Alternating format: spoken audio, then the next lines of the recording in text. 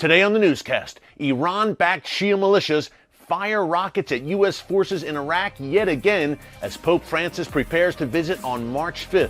Tensions running high in the Middle East tinderbox. Get all the breaking details coming up.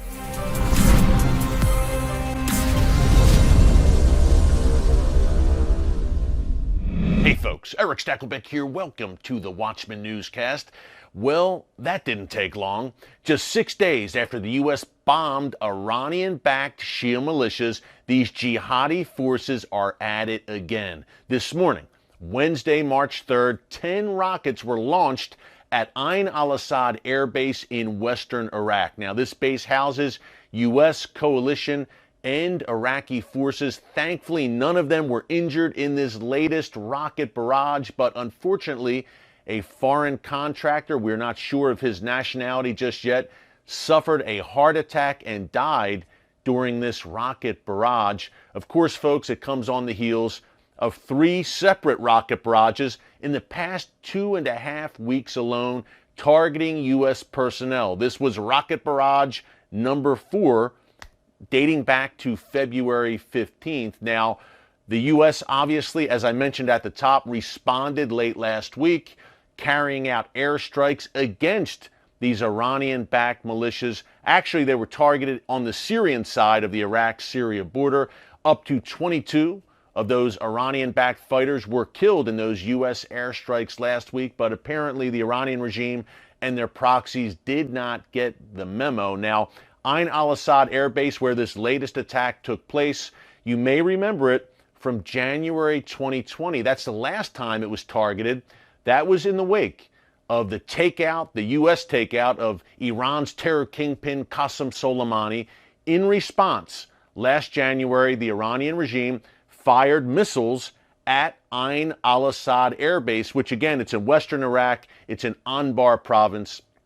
Those missiles caused injuries to several U.S. soldiers at that air base. They suffered concussions in the wake of that attack. But again, it had been untouched since January 2020. Now Iran appears to be escalating things. The previous 3 attacks these past 2 weeks took place, number 1 in Erbil in northern Iraq, in Iraqi Kurdistan, number 2 just north of Baghdad at a base there, and number 3, of course, last week, the U.S. Embassy in Baghdad, inside the Green Zone, was targeted by these rockets. Now, in each one of these attacks, these obscure Shia militias are claiming responsibility. Folks, these are basically fronts for the real power behind these attacks, which is number 1, the Iranian regime, and number 2, the most powerful of these Shia militias operating inside Iraq and backed by Iran. That would be Kataib Hezbollah. Now, one Kataib Hezbollah fighter was killed in those U.S. airstrikes last week, but clearly it was not enough to deter the Iranian regime from further attacks. Now, this takes place, this latest rocket barrage, against the backdrop of Pope Francis's planned visit to Iraq this Friday, March 5th through Monday, March 8th. This is an historic visit. A Pope has never made such an official visit to Iraq.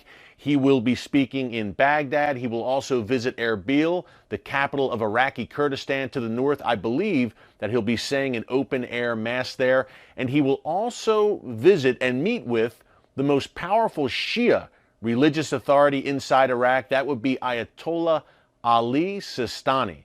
Now, Pope Francis is reportedly going to stress interfaith dialogue while he is in Iraq.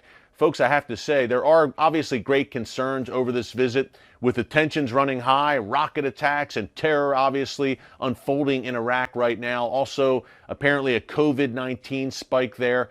But I look back in previous years, remember, there is still at least pockets for sure of ISIS operating in and around Iraq, even though President Trump did crush largely that ISIS caliphate. He kept his word there. There are still a good deal of jihadists who would love nothing more than to target the Pope. ISIS made many threats in years previous when they were at their height, 2014, 2015, threats to conquer Rome, threats to murder the Pope. So he is an official to them. He is an official, a figure, a major figure, obviously, in Christianity, and a prime target for these jihadists. So obviously security will be very tight, to say the least, around this papal visit. It is something to keep an eye on. This is a major event, folks, over the weekend. Whether you support the Pope or not, it is a major event without a doubt, especially coming at such a tense time in Iraq and in the region. We will be keeping a close eye on that. So what is the big takeaway from this latest rocket barrage against U.S. forces in Iraq? Number one, folks, the Biden administration believed clearly that those airstrikes they carried out last week against those Iran-backed Shia militias would send the message and that Iran would back off.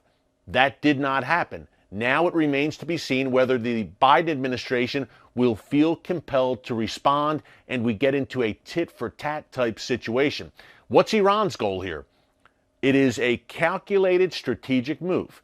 They will force the United States, in their view, force the U.S. by any means necessary to drop sanctions. Remember, President Trump enforced very tough sanctions against the Iranian regime that have crippled that country's economy, and they are desperate to see those sanctions lifted. Nearly every statement we see now from the foreign minister of Iran, Javad Zarif, is calling on the United States to pull back on sanctions. Now, President Biden has said he will not do that, folks, but let's see if he keeps to his word, because as the U.S. is desperate to re-enter these nuclear talks, I would not be surprised in the least if we see a President Biden and his administration drop sanctions against the Iranian regime. What Iran is basically doing right now, and quite successfully, I might add, is a blackmail strategy where they are saying to the United States and the West and the world for that matter, if you do not drop sanctions and re-enter that Iran deal and give us a sweet deal, we will continue to wreak havoc in Iraq. We will bomb you. We will target you with rockets. We will increase our enriched uranium stockpile and march towards a nuclear weapon. We will not play ball. We will act very badly until you come to the table, United States, West, coalition, and you give us what we want.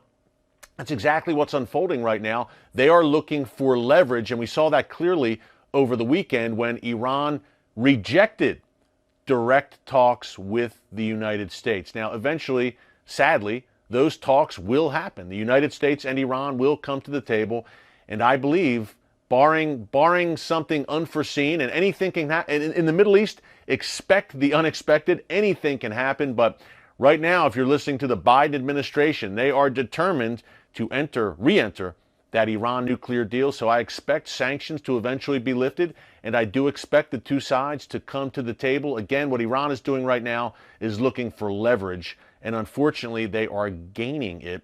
We like to close out here every day on the Watchman Newscast with encouragement, and for me, folks, the ultimate source of encouragement comes from the Word of God. I look at Psalm 34, where David said, I sought the Lord, and He answered me and delivered me from all my fears. You may be fearful right now. You may be worried and anxious about everything going on in the world, but if you seek the Lord, that's the key thing in that verse. David sought the Lord. If you seek Him, He will answer, and He will deliver you from all your fears. And He's not hard to find, folks. He's by your side. He's knocking at the door of your heart. Let Him in and start an incredible new relationship that will give you the strength, the boldness, the courage, and the peace to get through these tumultuous times that we are living in right now. Hey, thanks for joining us today here on the Watchman Newscast. Until tomorrow, God bless you, and remember, never